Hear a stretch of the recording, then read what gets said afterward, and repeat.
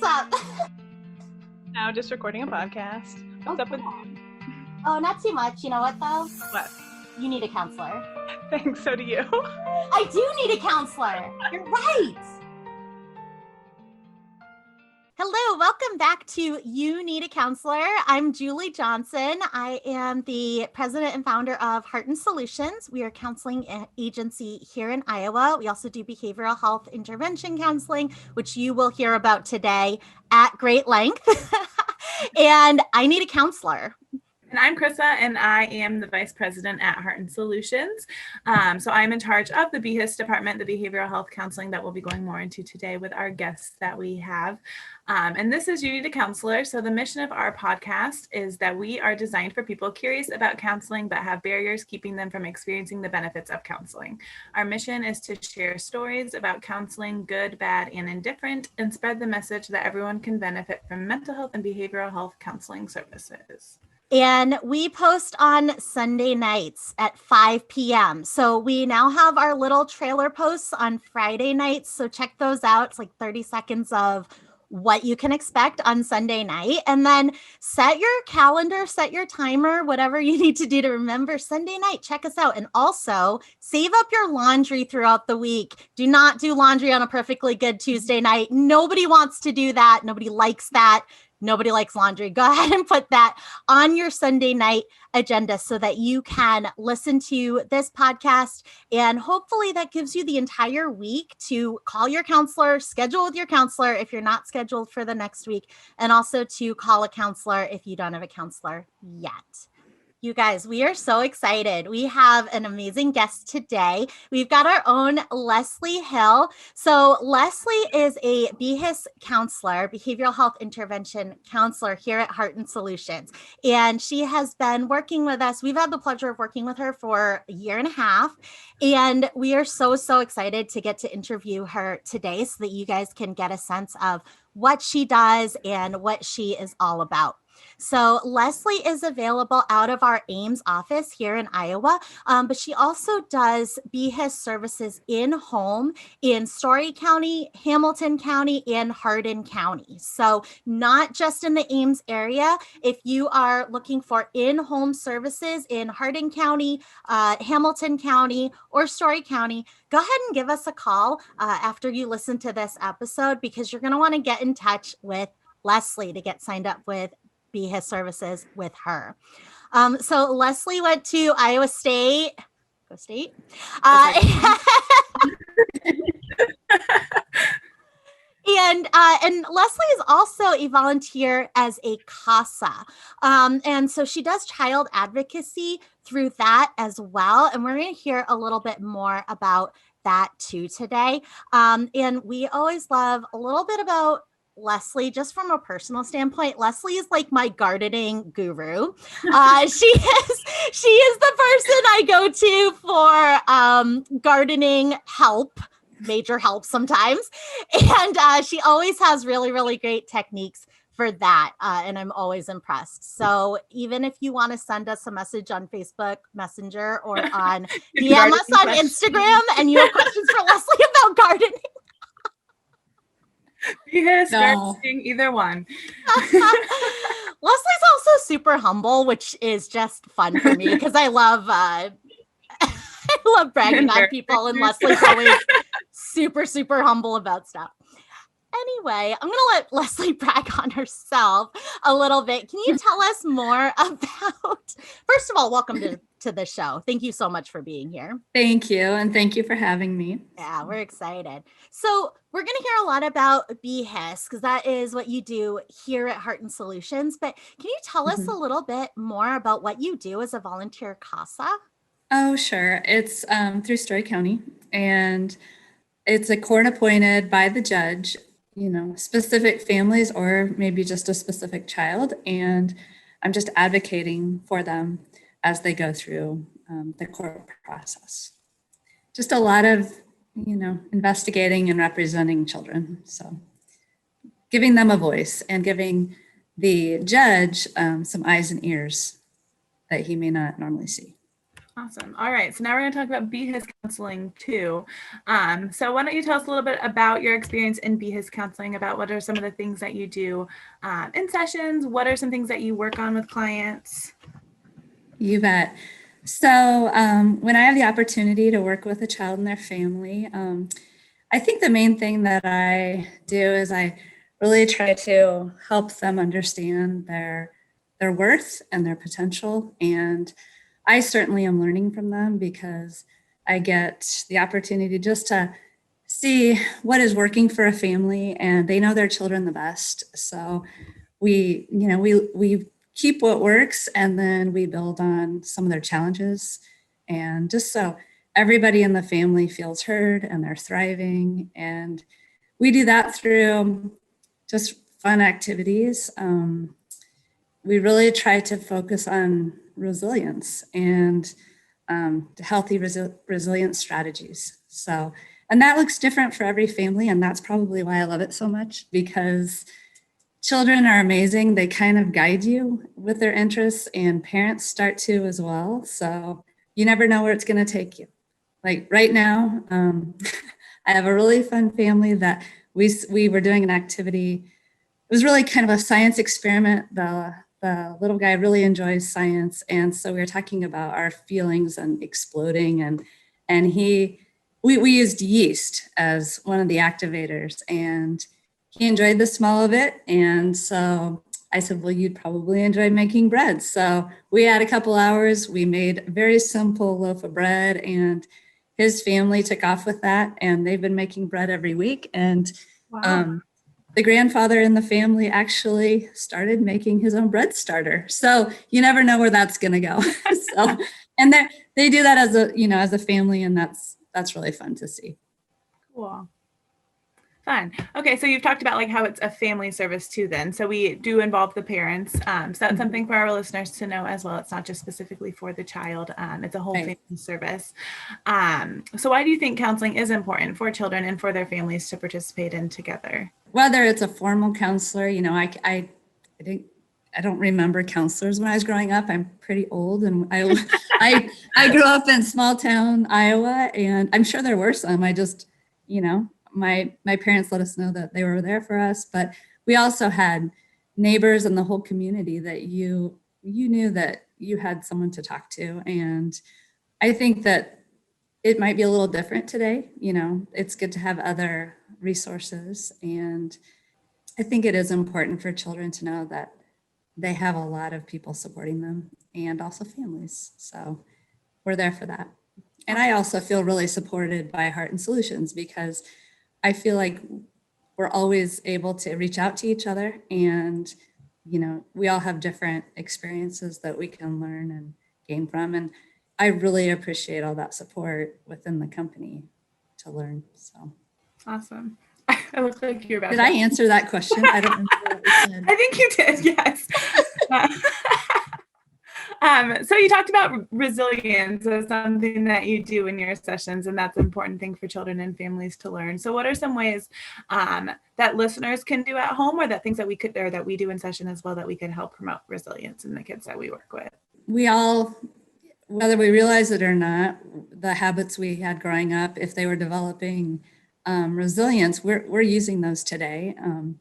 Our competence, our contribution, our character, all of those things are part of how we, navigate our day. And so giving children those tools really early and helping them build those habits is important. And one thing I find that it's really fun to help children find where their control is, because children can't control everything. We as adults can't control everything, but we can help them find what they can control. And some simple activities we do, is when I get to a home, or maybe I'm visiting them in school privately, I let them know what my expectations are for that time that we're together. And when they realize that the expectations are something that they're able to do, then we just kind of break it down into, this is what we need to get done today. This is what we want to do, need to do. And sometimes it's really formal and simple. It might be just a basic to-do list. This is what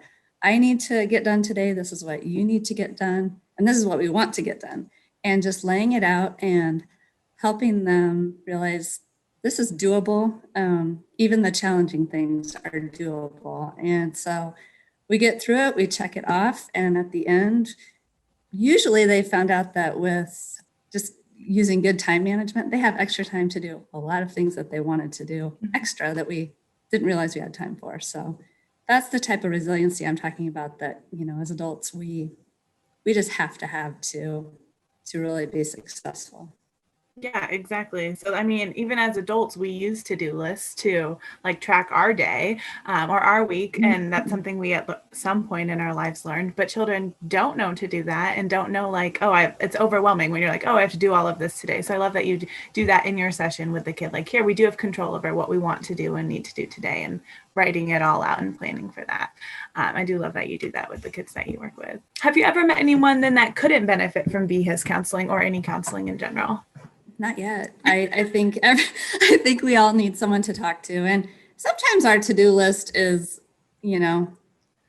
nothing. It's maybe a child or an adult. They just need some downtime to feel like they can say whatever they need to say. And we all need that. And, and maybe we just want to bounce ideas off of each other or, so my hope is that I'm projecting some hopefulness and maybe a plan of action if we need to do that, or maybe just a listening ear. So awesome. So we talked about resilience, and what are some other goals that you have with some of the kids that you work on? What are some things that parents can look for to know like, my child could or would benefit from this service?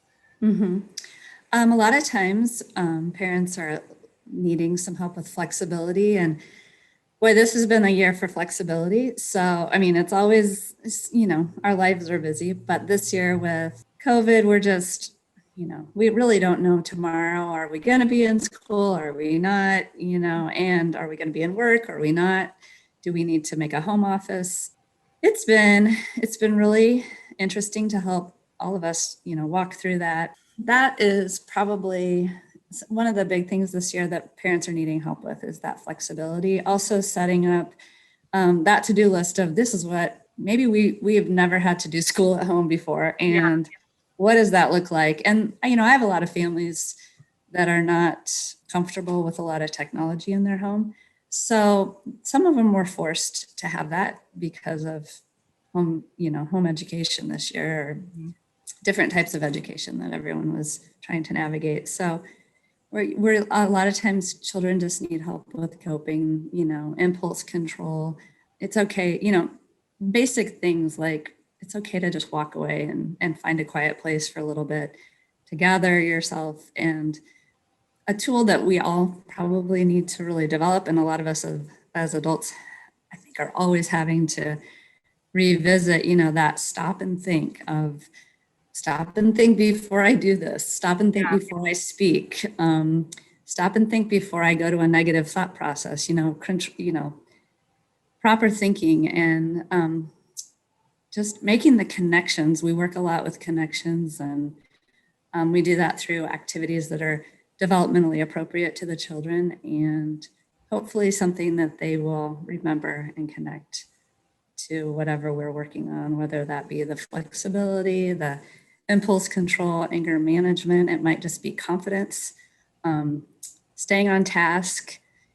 A lot of times people aren't thriving for just a very simple reason of they're not comfortable in their space. And so helping them get comfortable and understanding why they're not comfortable.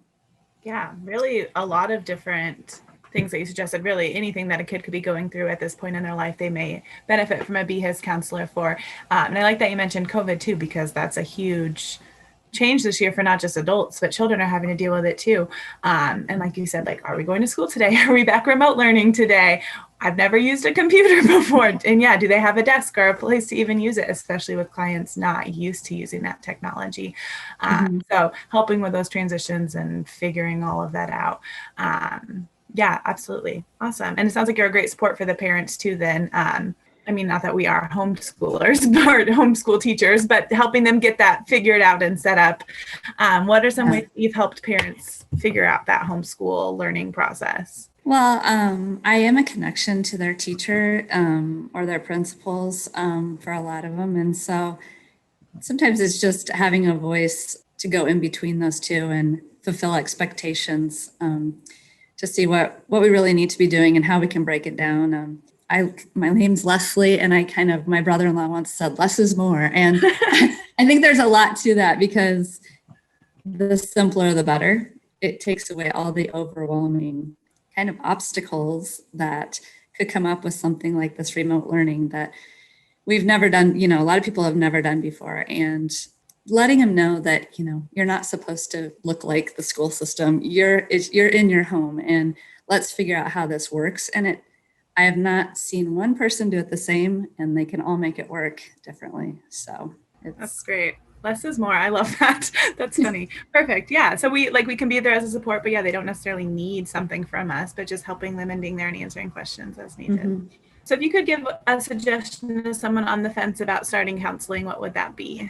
Well, I think that, there's the stigma of that something's wrong with my child or something like that. And that's really not that's not true. I mean, it's just that we all, at different times of our lives, at different stages, we might just need a little extra help, or maybe just some new ideas.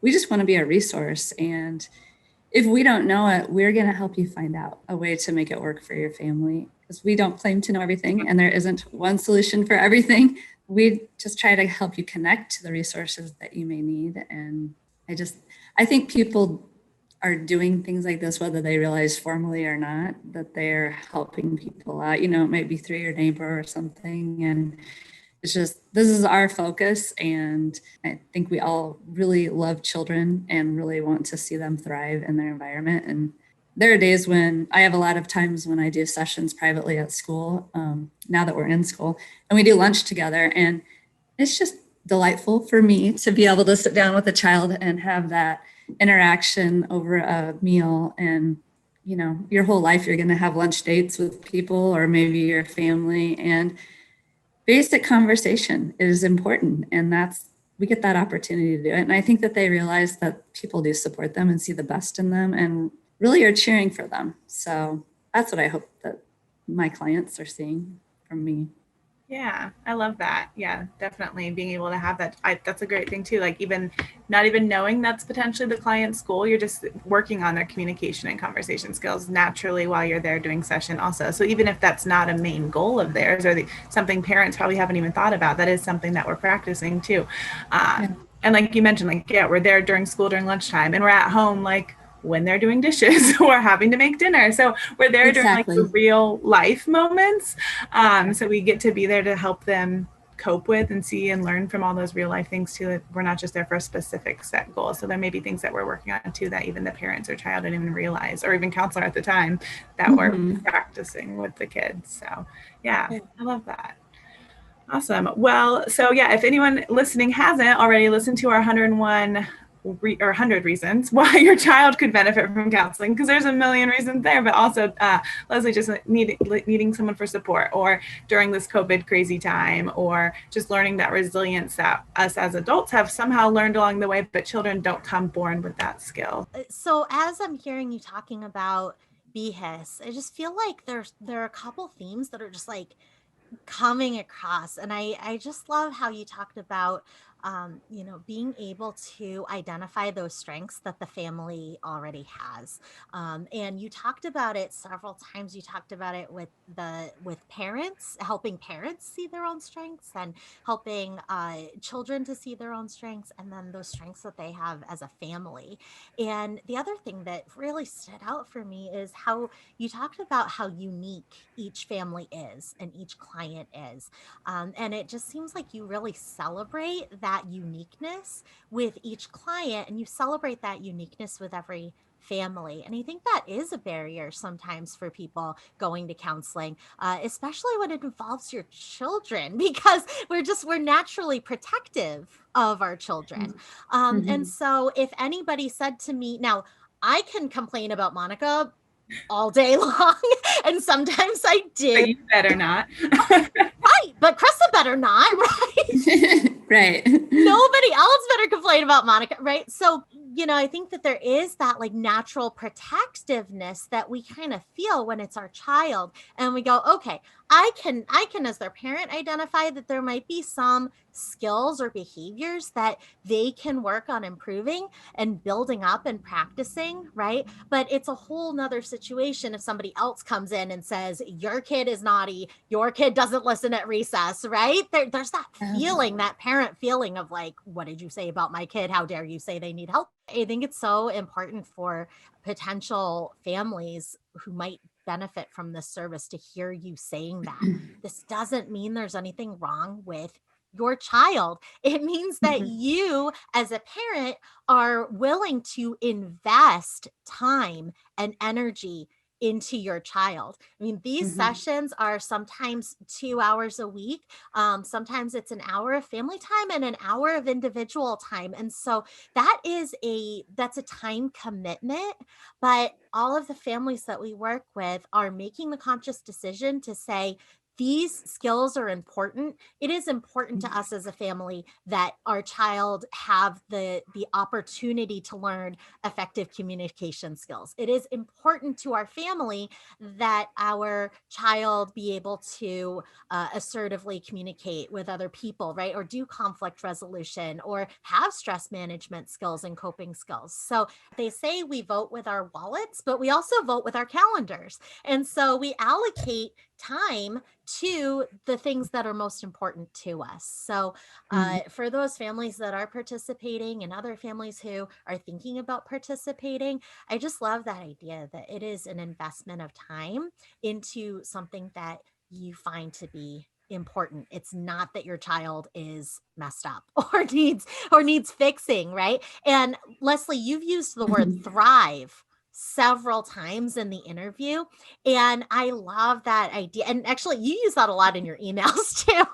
And so to me, it just speaks to the mindset that you have as a strength-based counselor, because you're not saying, okay, my clients, here's normal, right? And my clients are coming in down here. I want to bring them up to normal. You're saying, no, my clients are extraordinary in a lot of things, and their skills, we want to get their skills to extraordinary across the board. Right? So thriving, we want them to be thriving. We're not trying to bring people to normal. Normal is boring. We're trying to bring people to thriving and to exceeding normal. I think that's such a different mindset than like typical counselor. Well, there's a problem. Let me go fix it. Right? Or let me go fix my child. It's no, my child deserves to have all of the opportunities possible so that they can thrive and continue that.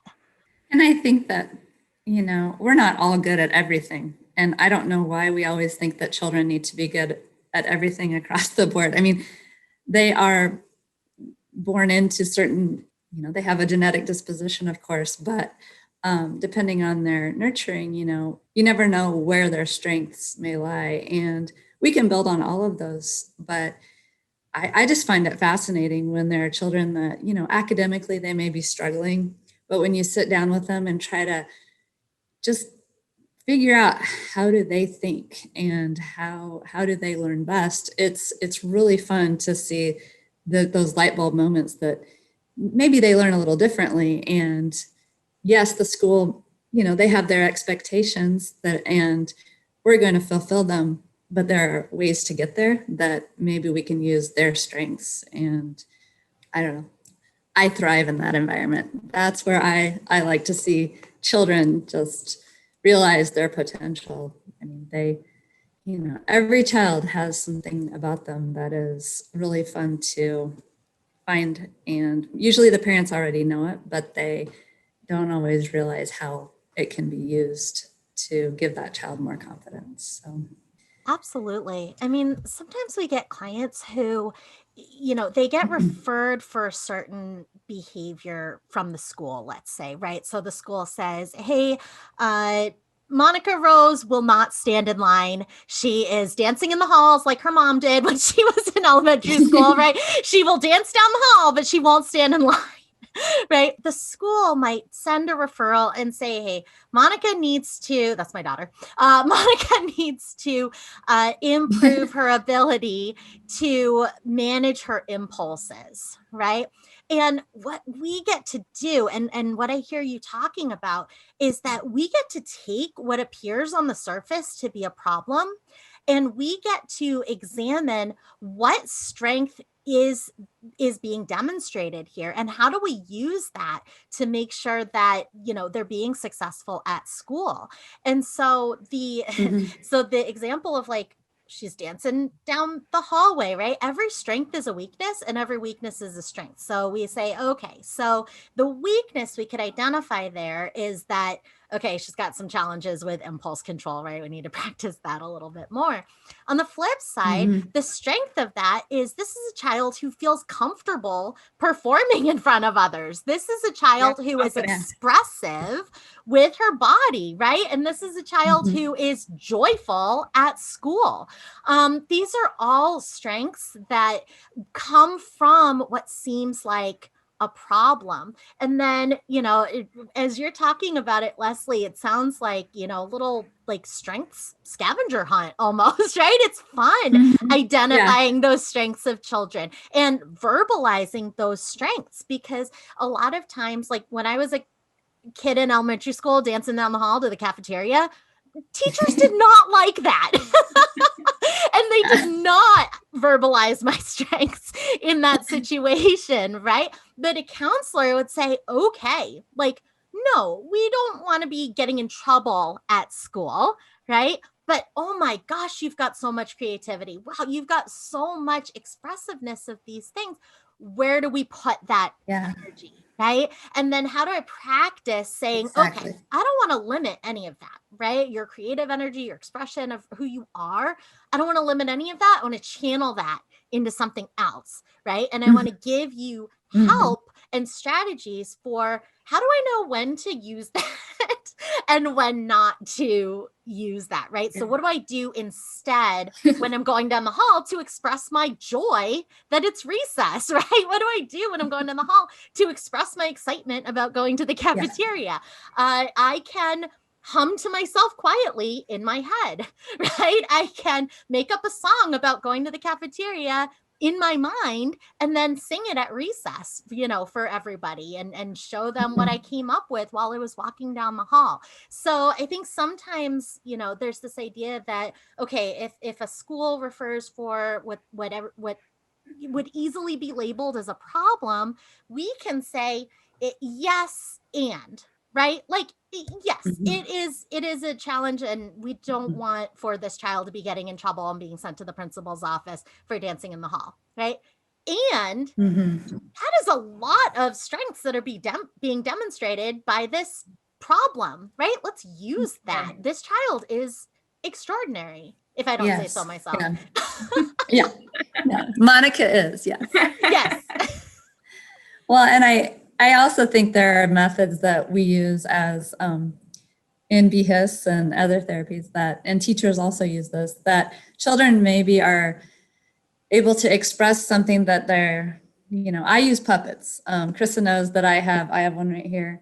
I have, this is when my son was little or younger, he had chicken, and chicken often comes out only for telehealth if we're doing telehealth services. So I have other puppets if we're in person, but this is for the telehealth session. But oftentimes chicken doesn't really know how to do a math problem, or is just learning to read, or so the focus is off of the child or client, and the focus then goes on to chicken, and the child all of a sudden becomes alive with all of these kinds of ideas on how to teach chicken the math problem. Or I've often found that if they are using a puppet to read, all of the stress of reading, it just kind of goes away, because it's not them reading anymore. It's this puppet. So we have a lot of different methods that make children feel comfortable. And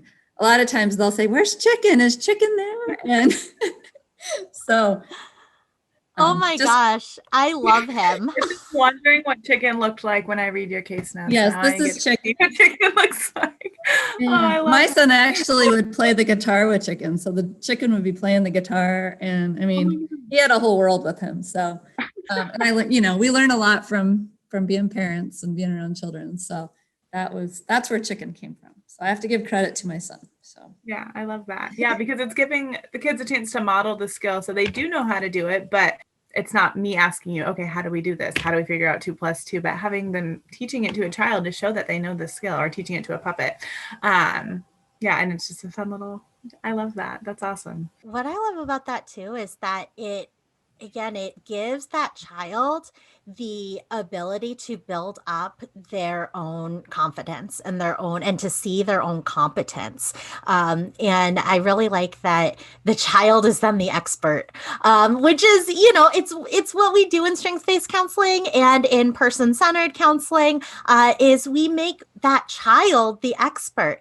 And I think one barrier that, when I think about putting Monica into behavioral health counseling, I think, okay, what would be some of those barriers for me? And I think one of them is that, like, is this person then going to be like the behavior police? Like, is this person, right, going to like make rules for my house that I don't like or that I can't keep up with, And what I love about that is that it's just a demonstration of like your paradigm. When you go into those sessions, that client, that child is the expert on what they need and the strategies that they come up with. And in a larger sense, that family and those parents are the expert in what their family needs and what their child needs. We're never going to know that child as well as the parents do or the caregivers do that are with them all day long. So I just love that you really put them in the driver's seat for all of that. and sometimes, I mean, they know what they want to do. It's just they haven't really sat down and verbalized it with each other as a family unit. And like I said, every family has expectations, and we live up or down to whatever those are. So if we can help them live up to those expectations, I mean, that's where they start to thrive and they enjoy each other. I mean, the family dynamic changes. People want to go home and spend time together, and that's the goal for me. I mean, who wants to go home to, something that isn't uplifting? And I love to be with my family, and I want everyone else to love to be with their family and the people they live with. So that is so wholesome. That is so, I love that. well, like, it's simple. It's just it's just a simple truth, I guess. So absolutely. I mean, sometimes we think about like, okay, every counselor has a motivation, right, for why they became a counselor and why we continue to do what we do. And, something that is so close to the heart as my family means everything to me, and I want other people to be able to experience that same joy, right, from being able to have systems in place and strong relationships within their families, because I know what that's done for my own life. Mhm.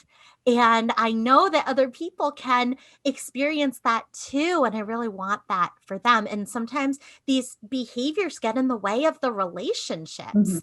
And so I love that your focus is on, hey, the goal here, right? The whole family has this goal, not just this child, right? It's not, hey, Monica, you need to start doing this. The goal is bigger than Monica needs to work on impulse control, Mhm. right? The goal is, well, why does she need to work on impulse control? Well, because it's disruptive to the things that we want to do as a family, right? And why do I need to learn how Monica works with her impulse control, right? Like, why do I as a parent need to learn what works with her and what doesn't? Well, because we're all a system and we all impact each other, and because our relationship with each other is the most important thing.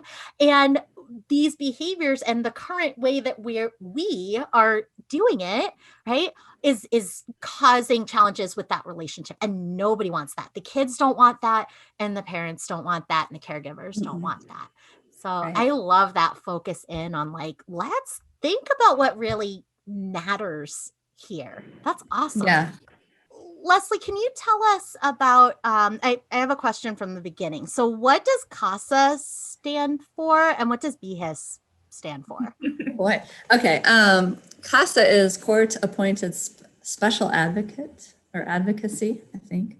I haven't looked at that for a while, but I'm pretty sure that's what we are. And BHIS is Behavioral Health Intervention Services. Yeah, good job. I'm Lesli Hill and I need a counselor. Yeah, you do. And so do we. And so does Chrissa.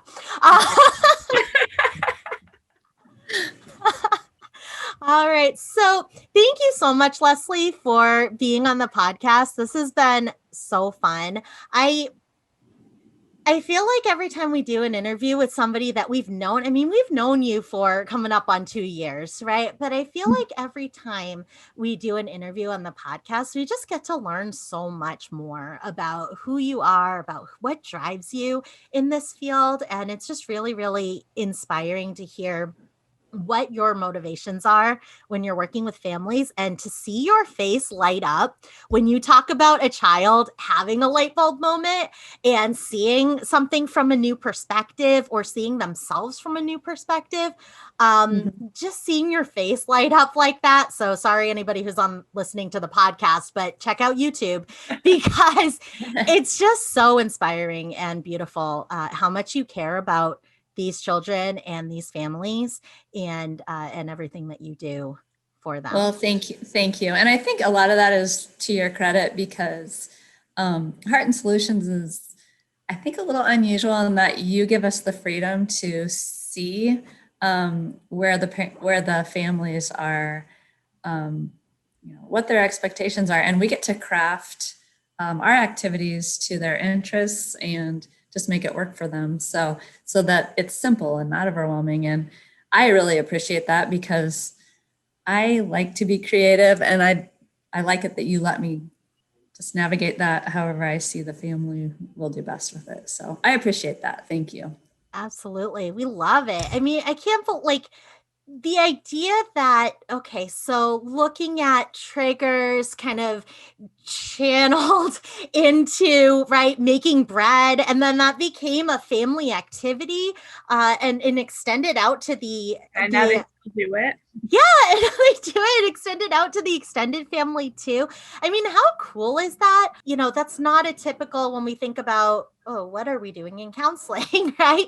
It's not something that would always come to mind. Like we're making bread, right? Or we're doing a science activity using activated yeast to help us express that. But that's how kids, and if we're honest, that's how human beings think, is we think in pictures, right? We think in ideas, we think in seeing things, right? And we think in metaphor, and we really understand and grasp those things sometimes even better than if somebody says those things to us or we read those things, right? And BHIS is so great because you can demonstrate so many activities and ideas through fun things that kids are going to remember. Like that child is always going to remember baking bread with their family growing up, right? So it creates an emotional anchor. And again, to your point of relationships, that is all about relationships and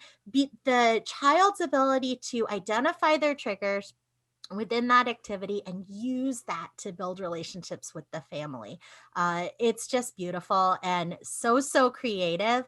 And when kids are excited about their counseling sessions, that's amazing to me. I went to a counselor when I was 13. I was not excited about my counseling sessions. And I know that growing up, that wasn't a thing. It was never like, ooh, my counselor is coming. But I do assessments through Heart and Solutions all the time. And I get to hear kids talking about their BHIS counselors and being so excited when they talk about the different activities that they're doing with them or that they're going to get to do the following week, and talking about the things that counselor is helping to them, to problem solve in their own lives. It's just so rewarding for me to get to hear those during those assessments every 6 months. So well done. And especially, as you know, we've had several.